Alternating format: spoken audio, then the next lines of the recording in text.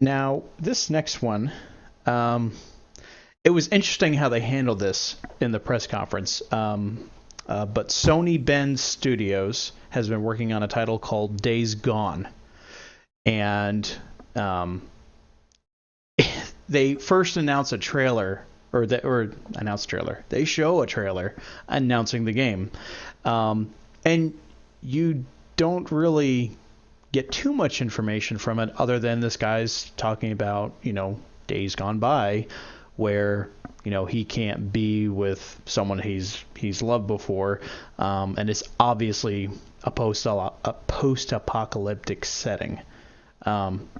No reason given why. We don't know if this is like the Division post-apocalyptic. We don't know if this is zombie post-apocalyptic. Blah blah blah. Post-apocalyptic. I can say words. There you go. And we're just not given any of that information during the trailer. Then later in the conference, they actually play a demo.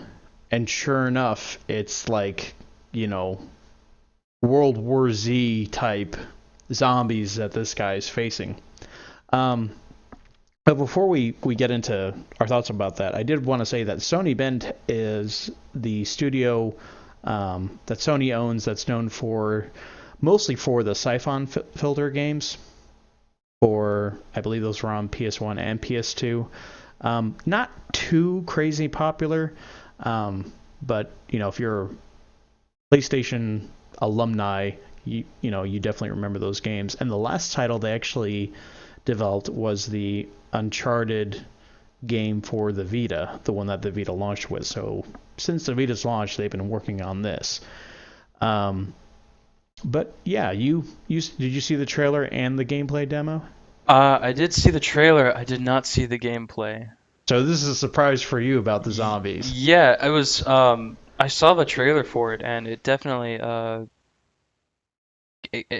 gave like something serious happened, but nothing was like I didn't. Right. Nothing was said in it, so I was like, okay. So is it when I first saw it? I was getting the vibe of because there was definitely like a motorcycle type theme with this dude.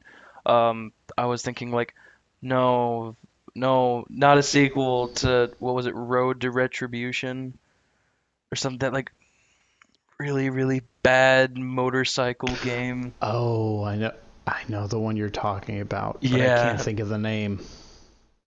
I'm pretty sure it's something Retribution. I think it's Road Yeah. to Retribution.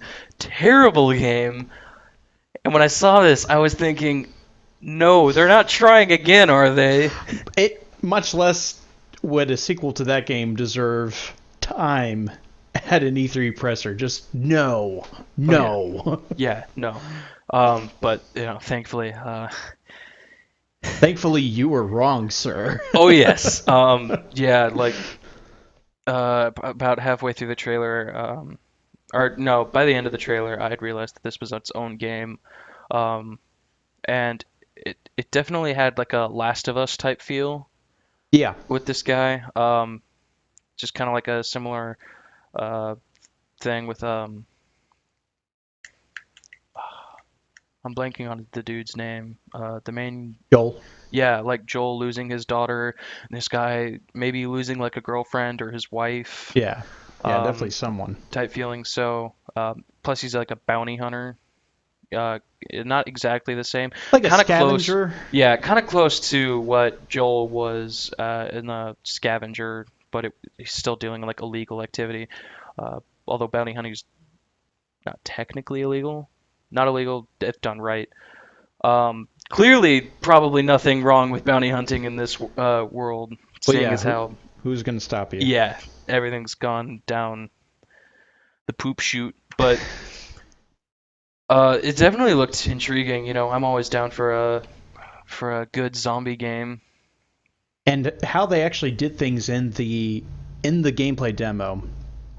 Definitely go watch it because they kind of slowly reveal that yes, this is zombies and the fast moving variety.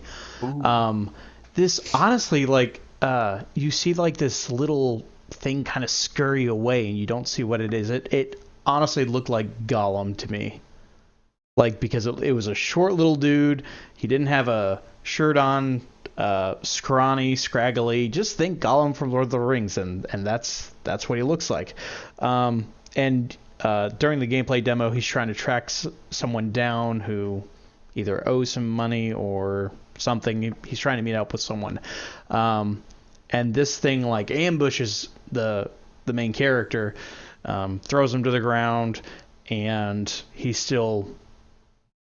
then he's trying to chase after this person he's trying to meet up with. And they both basically climb on a roof.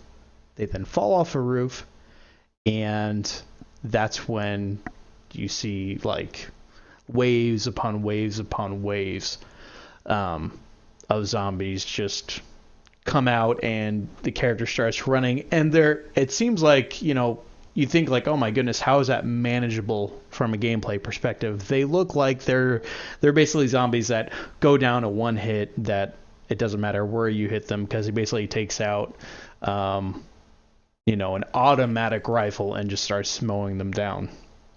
So it looks to be very much environment focused. At one point he has to climb up into a warehouse type deal, and he goes across like a wooden crosswalk. It's like a bridge inside of like almost like a feed building or a barn. He goes across that, and the one wave comes across too, and they literally collapse the bridge. Like, this is all happening in game while this is done. But yeah, it looks interesting. I do think that the market, I know zombie games they're still big, but it feels like there's a million to choose from. I just don't know how well this is going to be received due to that. And, I kind of feel like this game may get overlooked because of its theme. And then years later, people are going to like rediscover, be like, oh, this is a really good game. Why did this not catch on? Oh, everyone was tired of this by now. So I don't know. It hopefully it turns out well, and if it does, I hope that it does well too.